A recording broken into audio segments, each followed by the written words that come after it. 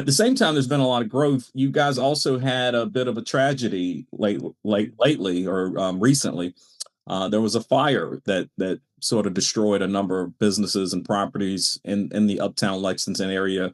Other businesses like the candy factory that you mentioned a moment ago was severely harmed. I think Main Street Deli was severely harmed.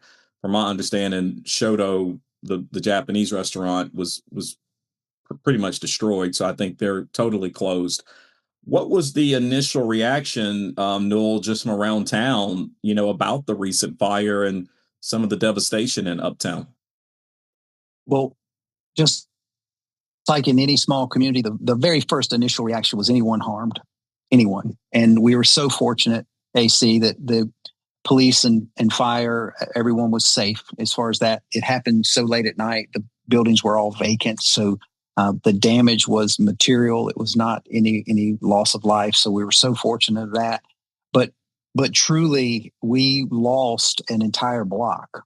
Now, if you drive by there right now, one, you won't be able to drive by it because it's barricaded off. But as you stated, the candy factory, Shoto's, Bagels on Main, Main Street Deli, and I can't speak enough of how those businesses were such an anchor block for Lexington. People came from all over to visit this candy store. At Jimmy and Daniel and the family that operated Shoto's, they've been in business there since early 2000s. I think they just celebrated 25 years. Long-standing, hardworking family. And it was brother beside brother with mother and dad. I mean, their whole family worked there. Everyone knew them. And they were so philanthropic with the community, always giving of their time. Most recently, when it was gained a lot of press when the monks were walking their walk from Texas all the way to DC, and they came through Davidson County and Lexington. And when they got here to Lexington,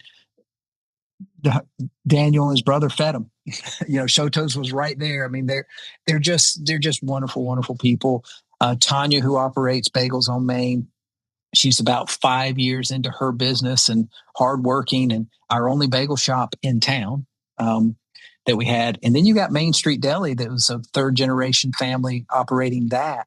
The Hearns had been involved with that. Again, anchor business. Generations of Lexingtonians grew up going there, having their roast beef sandwich that they made their homemade bread for lunch. It meant so much to the community.